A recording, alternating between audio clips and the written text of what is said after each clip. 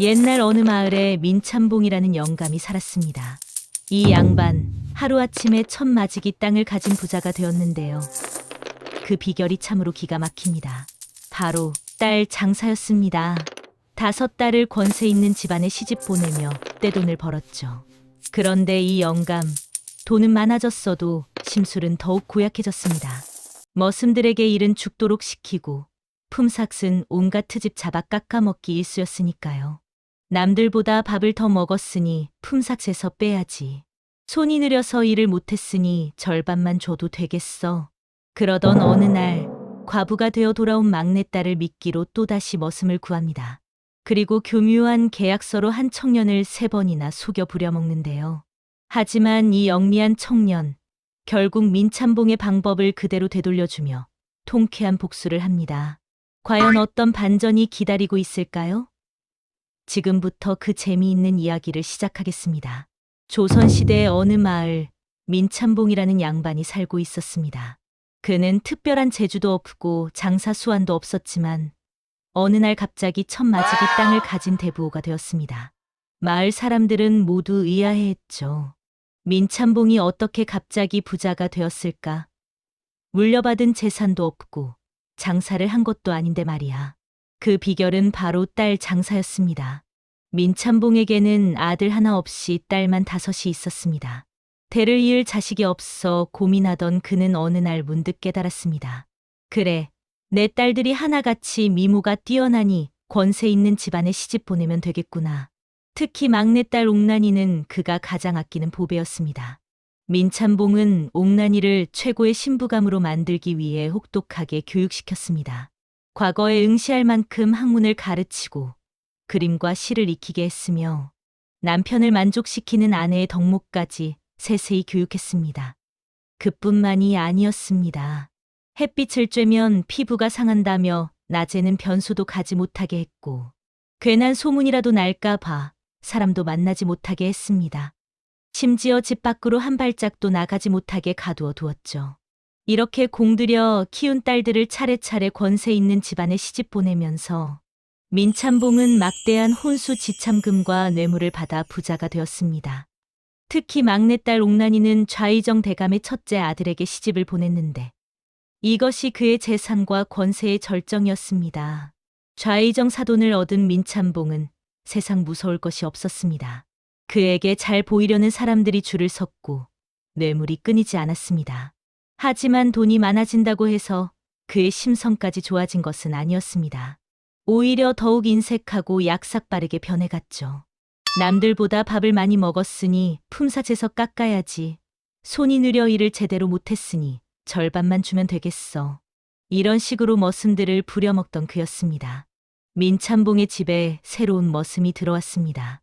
이름은 대근이, 떡 벌어진 어깨에 다부진 체격, 그리고 남자다운 외모를 지닌 청년이었습니다. 옥란이는 대근이를 처음 본 순간 깜짝 놀랐습니다. 남자들은 다 주름지고 못생긴 줄 알았는데 저렇게 늠름하고 잘생긴 남자도 있었구나. 평생 집 안에만 갇혀 지내며 아버지와 늙은 하인들만 보고 자란 그녀에게 대근이의 모습은 충격 그 자체였습니다. 대근이 역시 옥란이를 보고 놀라기는 마찬가지였습니다. 여태까지 본 여인들 중 가장 아름다운 분이시구나. 그렇게 두 사람은 서로를 본 순간 첫눈에 사랑에 빠지고 말았습니다. 시간이 흘러 옥란이가 시집갈 나이가 되었습니다. 민참봉은 딸을 불러 득이양양하게 말했습니다. 옥란아, 내 혼처가 정해졌다. 무려 좌의정 대감의 첫째 아들이란다. 내가 구할 수 있는 최고의 혼처이니 시집갈 준비를 하거라. 하지만 옥란이의 낯빛은 어두워졌습니다. 얼굴도 모르는 남자와 혼인하기도 싫었지만 무엇보다 그녀의 마음은 이미 대근이로 가득 차 있었기 때문입니다. 싫습니다, 아버지. 저는 대근이와 혼인하고 싶어요. 뭐라고? 시끄럽다. 혹여 남의 귀에 들어갈까 무섭구나. 혼인 전날까지 방에서 한 발자국도 나오지 말거라. 민참봉에게 딸의 마음 따위는 중요하지 않았습니다. 오직 권세와 재물만이 중요했을 뿐이죠. 그날 밤 옥란이가 혼인한다는 소식을 들은 대근이는 몰래 그녀의 방문을 두드렸습니다. 아씨, 대근이입니다. 문 좀 열어주시지요. 문을 연 옥난이는 눈물을 흘리며 말했습니다. 대근아, 어쩌면 좋니? 내 혼처가 구해졌다고 하는구나. 아씨, 저도 아씨가 다른 남자와 혼인하는 것은 싫습니다. 그냥 저랑 멀리 도망가서 같이 살면 안 됩니까? 나도 그러고 싶지만 혼처가 정해진 상황에서 내가 사라진다면 우리 집안은 망신을 당할 게 분명해. 좌의정 댁과의 혼사를 그르치면 우리 가문이 어떻게 되겠니? 그래도 제가 반드시 아씨를 행복하게 해드리겠습니다. 바로 그때 바람을 쐬러 나온 민참봉이 이들의 미래를 목격하고 말았습니다. 아니, 저 천한 놈을 봤나? 감히 내 딸과. 분노한 민참봉은 대근이를 매질하여 쫓아냈고 일주일 뒤 옥난이를 좌의정 댁으로 시집 보내버렸습니다. 옥난이가 시집을 간 뒤 민참봉의 인색함은 더욱 심해졌습니다. 좌의정 사돈 덕분에 권세가 하늘을 찌르자 그는 더욱 거만하고 약삭빠르게 머슴들을 부려먹었습니다. 야, 이놈! 남들보다 밥을 세 그릇이나 더 먹었으니 품삯에서 그만큼 빼야겠다. 너는 손이 느려서 일을 제대로 못했으니 품삯을 절반만 줘도 되겠구나. 고생해서 추수를 마친 머슴들에게 수고했다는 말 한마디는커녕 이런저런 트집을 잡아 품삯을 깎기 일쑤였습니다.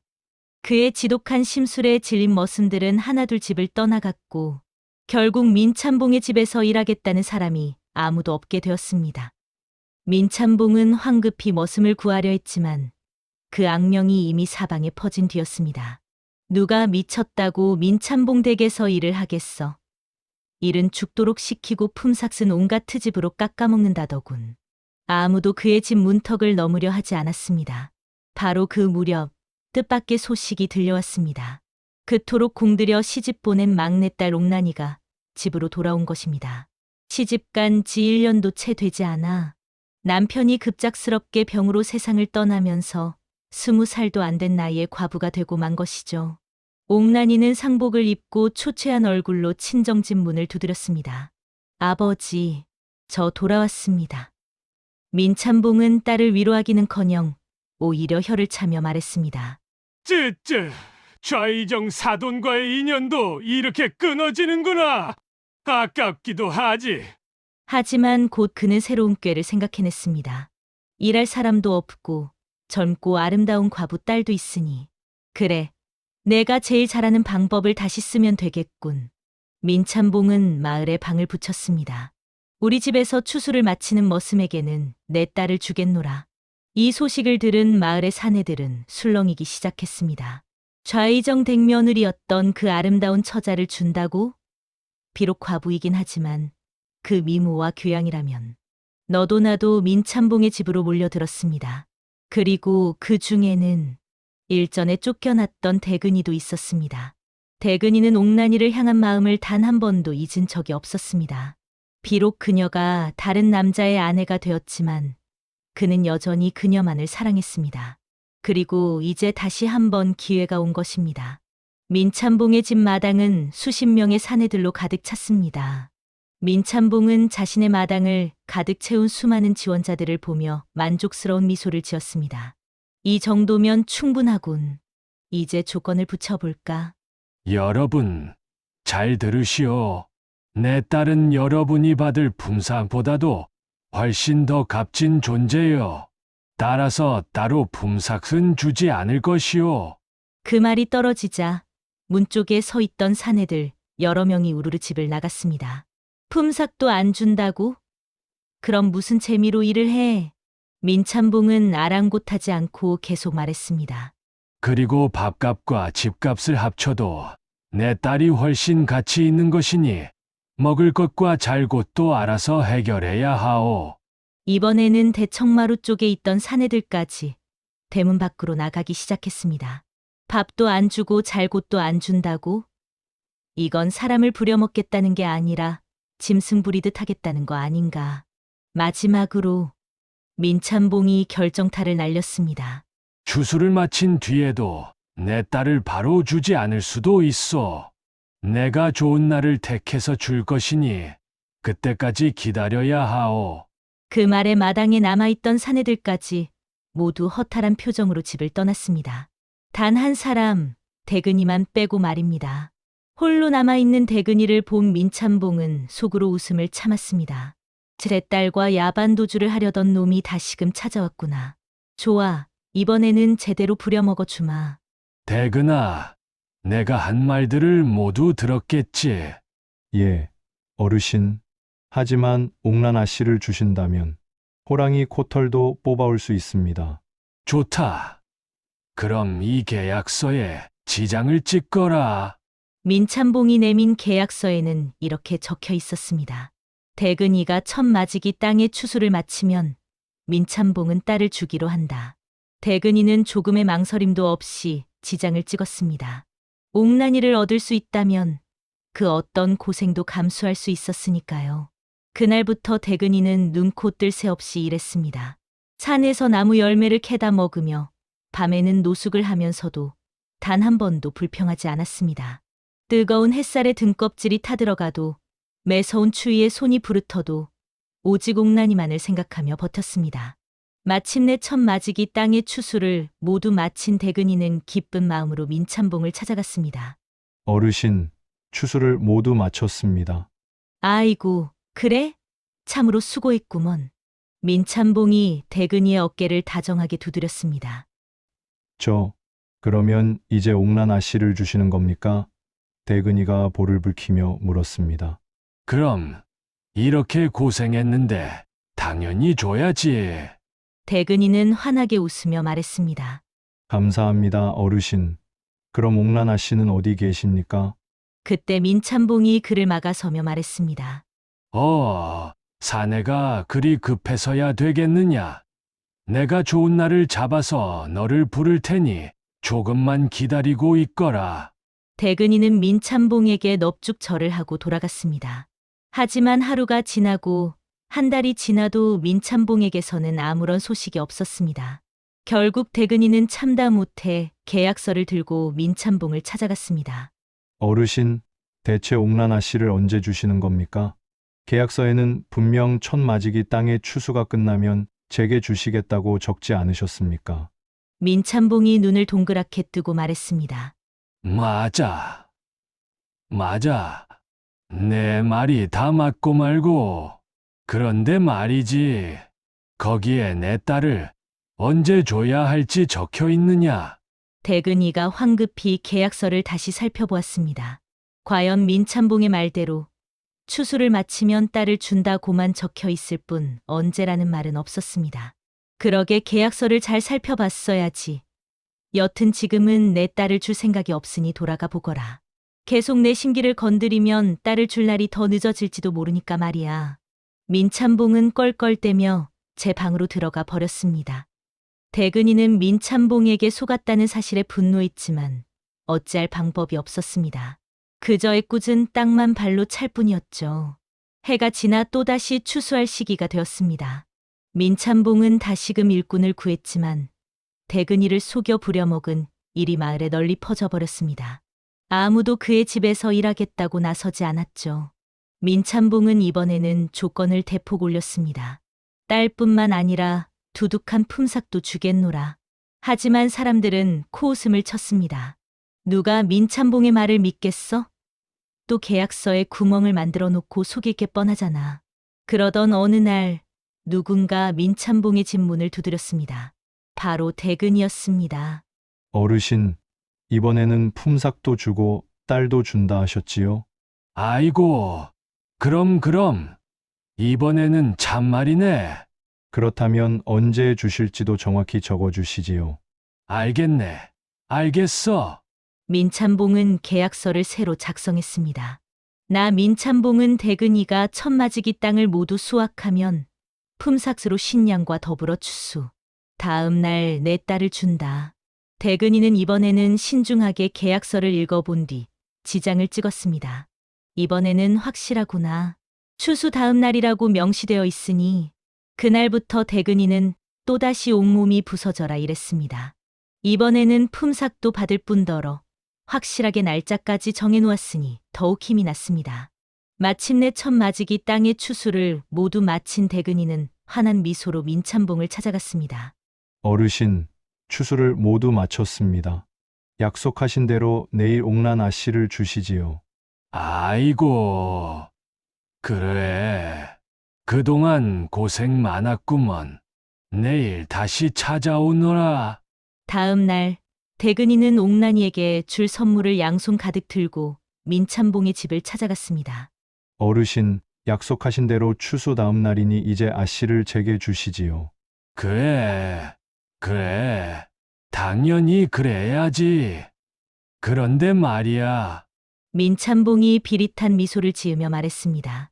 계약서 제대로 읽어봤느냐? 예, 당연하지요.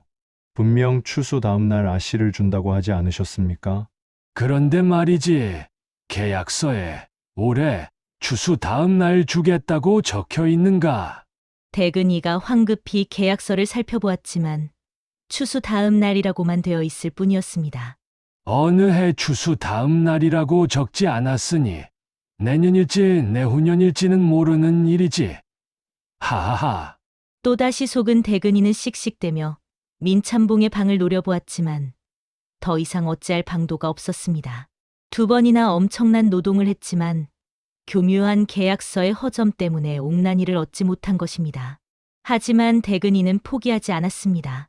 옥란이를 향한 그의 사랑은 변함이 없었고 그녀 또한 창문 너머로 대근이를 바라보며 눈물을 흘리고 있었습니다. 한 해가 지나 다시 추수철이 다가왔습니다. 민참봉은 또다시 발을 동동 굴렀습니다. 대근이를 2번이나 속였다는 소문이 이웃마을까지 퍼져 아무도 그의 집에서 일하려 하지 않았기 때문입니다.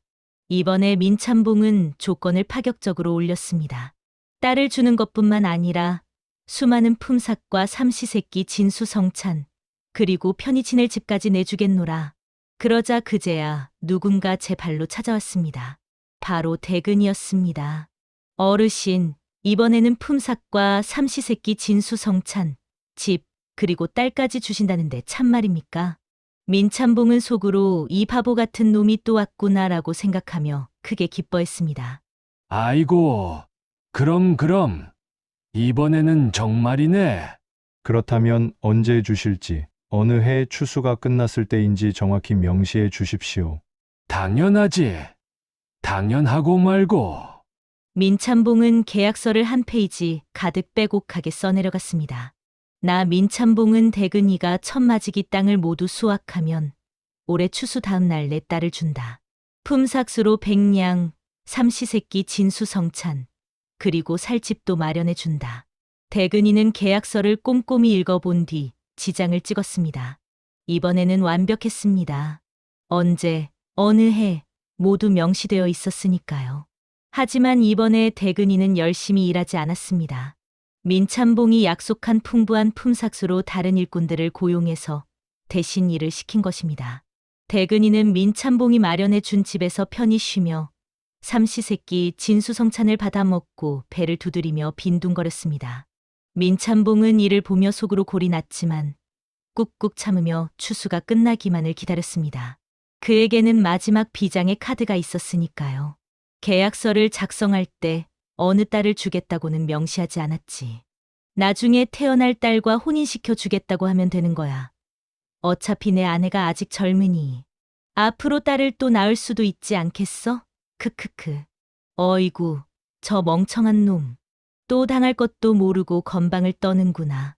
곧 그 웃음을 씻어주마. 시간이 흘러 추수가 마무리되었습니다.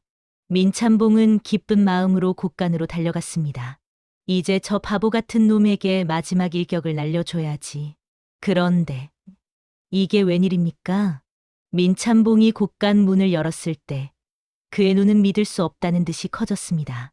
쌀 포대로 가득 차 있어야 할 곳간이 텅텅 비어 있었던 것입니다. 벼 한 톨조차 없이 말입니다. 이게 무슨 일이야? 화가 난 민참봉은 곧장 대근이의 집으로 달려갔습니다. 그리고 더욱 놀라운 광경을 목격했습니다. 자기 집 곳간에 있어야 할 쌀들이 대근이의 집 마당에 산더미처럼 쌓여 있었던 것입니다. 야, 이놈아! 어찌 내 쌀이 내 집에 있는 것이냐? 민참봉이 고래고래 소리를 질렀습니다. 그러자 대근이가 방문을 열고 나와 의아한 표정으로 말했습니다. 아이고, 어르신. 무슨 일이십니까? 저는 계약대로 일을 마무리했는데요. 그게 무슨 귀신 씨나라 까먹은 소리냐? 분명 올해 추수를 마치면 다음 날 내 딸을 준다고 하지 않았느냐? 그 조건으로 내게 집과 진수성찬을 내어준 것이고. 그럼요, 어르신. 어르신 말씀이 다 맞습니다. 대근이가 민찬봉의 어깨를 다정하게 두드리며 말했습니다. 그런데 말입니다. 계약서에 천마지기 땅을 모두 수확하면이라고만 적으셨지. 그걸 제가 어르신께 드려야 한다고는 적혀 있지 않지요? 민찬봉은 아차 싶어 급히 계약서를 꺼내 살펴보았습니다. 하지만 대근이의 말대로 추수한 수확물을 민찬봉에게 줘야 한다는 내용은 어디에도 없었습니다. 어르신 말씀대로 추수는 마쳤으니 저는 제 몫을 다한 겁니다. 이 쌀은 제가 일해서 얻은 것이니 제 것이 맞지요. 아니, 이런 억지가 어디 있어? 바로 그 순간 대근이의 방 안에서 곱디고운 목소리가 흘러나왔습니다. 아버지, 오셨어요? 민찬봉이 어리둥절하여 방 안을 들여다보니 그 안에는 자신의 딸들이 옹기종기 모여 앉아 있었습니다. 막내딸 옥란이뿐만 아니라 다른 딸들까지 모두 있는 것이었습니다. 아니, 이놈아, 이게 어찌된 일이냐? 내 딸들이 왜 다 여기 있어? 대근이가 환하게 웃으며 말했습니다. 어르신, 계약서에 추수 다음 날 딸을 주겠다고 적으셨지요. 하지만 정확히 어느 딸이라고는 적지 않으셨으니 어르신의 딸 모두를 데려온 겁니다. 민찬봉은 손을 부들부들 떨며 계약서를 샅샅이 뒤져보았습니다. 하지만 역시 대근이의 말이 맞았습니다. 딸이라고만 되어 있을 뿐 어느 딸, 막내딸, 옥란이 같은 구체적인 명시가 없었던 것입니다. 그리고 말입니다, 어르신. 대근이가 다시 한번 민찬봉의 어깨를 두드렸습니다. 계약서를 보시면 품삯으로 백냥, 삼시세끼 진수성찬, 그리고 살 집을 마련해 준다고 적으셨습니다. 그런데 정확히 언제까지 주겠다고는 적지 않으셨지요? 민찬봉의 얼굴이 새하얗게 질렸습니다. 그러니 제가 원할 때마다 계속 그것들을 주셔야 하는데 어찌하시겠습니까? 민찬봉은 그제야 자신이 완전히 패배했음을 깨달았습니다. 지난 2년 동안 자신이 대근이에게 했던 바로 그 수법으로 역공을 당한 것입니다. 이복의 대근이, 아니, 사위. 민찬봉이 힘없이 말했습니다. 내가 졌네. 내가 완전히 졌어. 장인어른, 그동안 어르신께서 저를 3번이나 속이셨지요. 하지만 저는 어르신을 원망하지 않습니다. 다만 같은 방법으로 되돌려드린 것뿐입니다. 대근이는 무릎을 꿇고 민찬봉에게 절을 올렸습니다. 부디 저희의 혼인을 허락해 주십시오. 제가 비록 가난한 머슴이었지만 옥란아 씨를 평생 행복하게 해드리겠습니다. 옥란이도 아버지 앞에 무릎을 꿇었습니다. 아버지, 저는 처음 대근이를 보았을 때부터 마음을 정했습니다. 좌의정댁 며느리보다 대근이의 아내가 되고 싶었어요. 민찬봉은 한숨을 깊이 내쉬었습니다. 그동안 자신이 얼마나 교만하고 약삭빠르게 살아왔는지, 그것이 결국 자신에게 되돌아왔다는 것을 깨달았습니다. 알겠다. 알겠어. 너희들 혼인을 허락하마. 감사합니다, 아버지. 옥란이가 환하게 웃으며 대근이의 손을 잡았습니다. 하지만 민찬봉이 덧붙였습니다. 한 가지 조건이 있다. 앞으로 이 늙은이를 너무 괴롭히지 말아다오. 대근이가 웃으며 대답했습니다. 염려 마십시오. 장인어른, 계약서대로만 하시면 됩니다. 그렇게 대근이와 옥란이는 무사히 혼인하게 되었습니다. 혼례식은 마을에서 가장 성대하게 치러졌고 모든 마을 사람들이 축복했습니다.